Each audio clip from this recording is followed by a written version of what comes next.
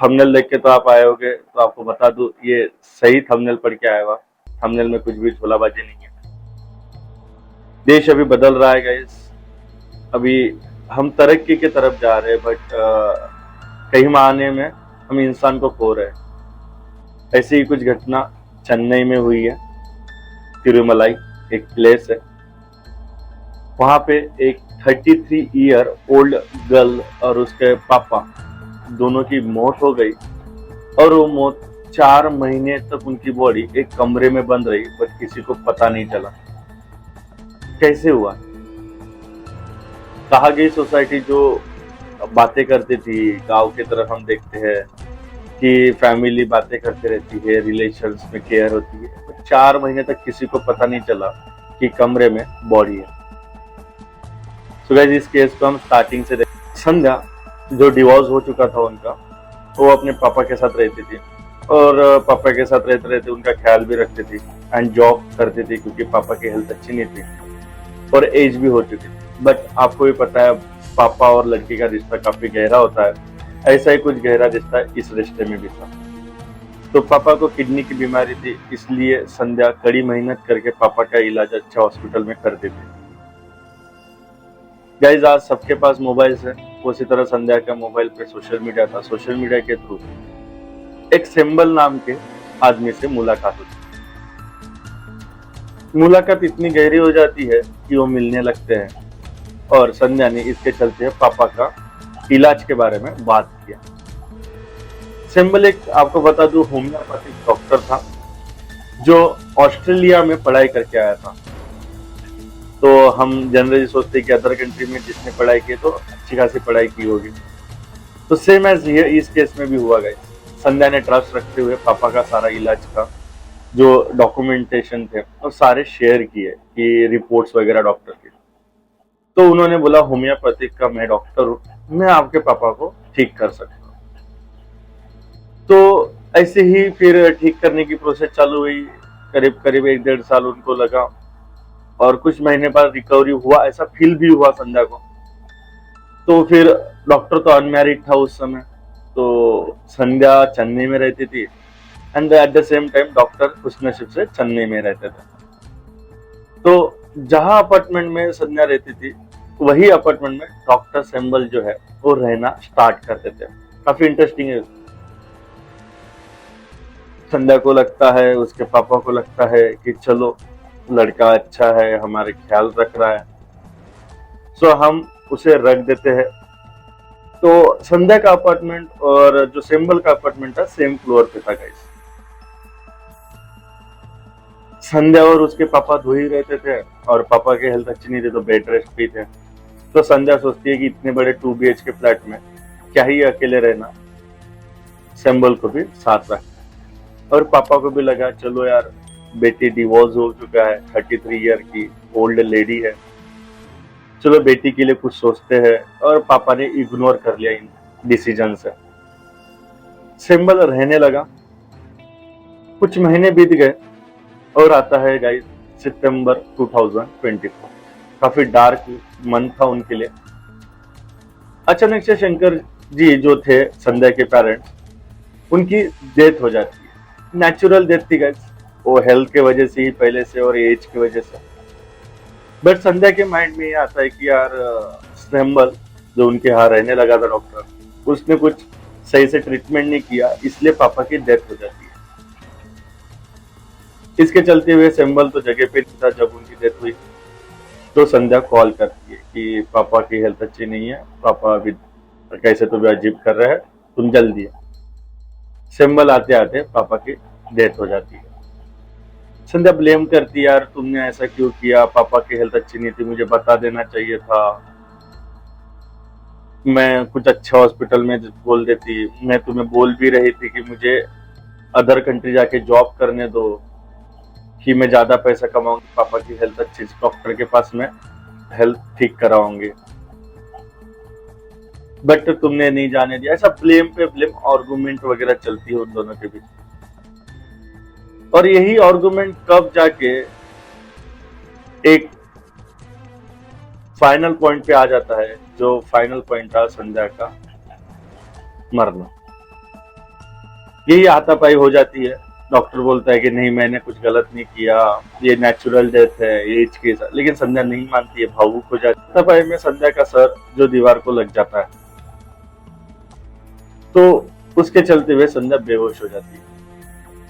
Doctor सोचता है कि यार ये मेरे हाथ से क्या हुआ, वो डर जाता है। बट वो पेशे से डॉक्टर था, तो उसको पता था केमिकल के बारे में कि कौन सा केमिकल यहाँ रखे कि यार ये बॉडी है, जैसे कि संध्या के पापा शंकर और संध्या से अचानक से हो जाना उसके हाथों से गलती। ये जो डेड बॉडी है वो स्मेल भी ना करे एंड मैं इस टाइम से निकल भी जाऊं और ये क्राइम मेरे पे भी ना आए, वो दिमाग लगाता है। और जितना भी वेंटिलेशन पॉइंट रहता है गाइस, वहां पे ये लिक्विड, एक केमिकल लिक्विड छोड़ देते हैं और प्रॉपर एसी चालू करके, क्योंकि आपको भी आइडिया होगा कि डेड बॉडी कूल में रखे तो जल्दी खराब नहीं होती, सेम एज वो भी एक्शन लेता है इसी तरह से। सो प्रॉपर वो एसी वगैरह लगा के डोर क्लॉक करके चला जाता है। ये सितंबर 2024 की बात है। आफ्टर दैट 2 महीना, सितंबर के बाद अक्टूबर, नवंबर, दिसंबर चला जाता है, जनवरी चला जाता है। यही बात गांव में रहती तो दूसरे दिन पता चलती। ये होती है सिटी के रहने वाली हालत। घर के साइड वालों को भी नहीं पता रहता कि घर में क्या चल रहा है, घर में कितने लोग हैं अवेलेबल। यही कोई इस केस में हुआ। 4 महीने बीतने के बाद जनवरी मंथ आता है, और जनवरी मंथ एक उनके घर के पास में रहने वाली कमला वो वहां से गुजरती है और उसको स्मेल आता है। वो बताती है आसपास के लोगों को कि यार यहाँ से स्मेल आ रही है, कुछ मर गया।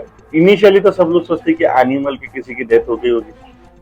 देखते हैं एक फ्लैट के साइड में रहने वाला का एसी का वेंट था गाइस वहां पे, तो उस वेंट से स्मेल आने लगी थी। तो फिर सोचा क्या है, तो फिर पता चला कि यार ये घर 4 महीने से खुला नहीं है, शायद इसी घर से स्मेल आ रही है। तो सबने जैसे ही डोर ओपन किया वैसे ही बहुत ज्यादा स्मेल आने लगी और सब लोग समझ गए कि यहाँ पे किसी न किसी की डेथ हुई। दोनों बॉडी अभी कंकाल बन चुकी थी। पुलिस ने पोस्टमार्टम के लिए भेजा और पोस्टमार्टम रिपोर्ट में पता चला कि शंकर की मौत नेचुरल डेथ है और जो संध्या थी उसके हाथापाई होने के कारण एक्सटर्नल बॉडी में डैमेज है। तो फिर जांच करने लगते हैं कि यार ये कैसे हुआ, ये किसने डेथ करवाई, किसने उसका क्राइम को अंजाम दिया। वो सारी चीजें पुलिस जांचती है और जांच में पता चलता है जो अपार्टमेंट की जो रजिस्टर में कि यहाँ पे एक सिंबल नाम का डॉक्टर भी रहता था 4 महीने पहले, और वो डॉक्टर कंटिन्यूसली संध्या के टच में था। सोशल मीडिया देखा जाता है, सोशल मीडिया में भी सेम थिंग पता चल जाती है कि संध्या और डॉक्टर का अफेयर चलता था। डॉक्टर सेम सिटी में रहने वाला था, तो डॉक्टर अपना क्लिनिक चलाता था, तो पेरेंट्स के साथ ही अभी रहने लगा था। डॉक्टर उसे पकड़ती है, जल्दी पकड़ में आ जाता है, फिर उससे पूछताछ करते हैं। डॉक्टर भी हैरान हो गया कि 1 महीना, 2 महीना, 2.5 महीना, 3 महीने, 4 महीने हो गए, अभी तक कोई मुझे पकड़ा नहीं। तो डॉक्टर को कॉन्फिडेंस बढ़ गया था। बट अचानक से पुलिस ने उसको पकड़ के पूछताछ चालू की। तो इनिशियली डॉक्टर ने बोला कि मैं एक डॉक्टर हूँ, मेरे पास ट्रीटमेंट करने के लिए पेशेंट आया था। संध्या मेरी अच्छी दोस्त बनी थी सोशल मीडिया से, इसलिए मैंने उनके पेरेंट्स का मतलब ट्रीटमेंट करवाई थी। कुछ महीने पहले मेरे पास फ्लैट नहीं था, इसलिए मैं रेंट पे वो फ्लैट में रहने लगा था। मेरा कुछ इस क्राइम में हाथ नहीं, ऐसा अपने खुद के जवाब देने लगा। बट कुछ टाइम के बाद पुलिस सख्त हो गई कि यार ये सोशल मीडिया पे तो अच्छी बातें कर रहे हैं, ऐसा तो हो नहीं सकता। और ये 4 महीने से कभी गया नहीं वापस, तो इसको कैसे पता चला कि ये डेड बॉडी है, संध्या है नहीं है। डबल कॉल का भी ट्राई नहीं किया इसने।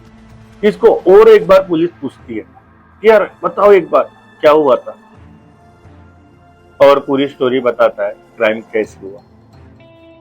डॉक्टर बताता है कि संध्या मेरी अच्छी खासी दोस्त बन गई थी सोशल मीडिया से, और मैंने उनसे हेल्प मांगी थी कि फ्लैट है क्या रेंट पे, तो उन्होंने अपनी ही अपार्टमेंट में मुझे एक फ्लैट दिलवाया।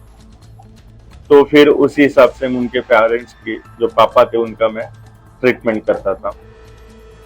ट्रीटमेंट अच्छी चल रही थी, बट सितंबर को मेरे हाथों से तो नहीं हुआ, बट उनकी नेचुरल डेथ हो गई उस समय। लेकिन संध्या ये सदमा सह नहीं पाई, इसलिए संध्या मुझ पे ही ब्लेम लगा रही थी कि यार तेरे वजह से हुआ, आपने अच्छे से ट्रीटमेंट नहीं की, मेरी ट्रीटमेंट अच्छी चल रही थी, आपने क्यों बोला ट्रीटमेंट बंद करने के लिए, आप होम्योपैथी की डॉक्टर क्यों थे। ऐसे काफी अलग अलग उसमें एलिगेशंस लगाने लगे। डॉक्टर को डर लगा और हाथापाई हो गई और गलती से संध्या का सर दीवार को टकरा गया। इसके चलते हुए संध्या की मेरे हाथों से मौत हो गई और मैं डर गया और मैंने केमिकल का यूज करके स्मेल को छुपाने की कोशिश की और मैं अपना डेली रूटीन फॉलो करने लगा। ये सारी स्टोरी पुलिस को बता के उसने अपना क्राइम कबूल किया। गाइस, स्टोरी तो हो गई, सितंबर से लेके स्टोरी ये चली है जनवरी तक, और आखिर जिन्होंने क्राइम किया उस हिसाब से स्नेबल को जेल हो गई। एक तो नेचुरल डेथ थी और एक था उसके हाथों से हत्या हो जाना।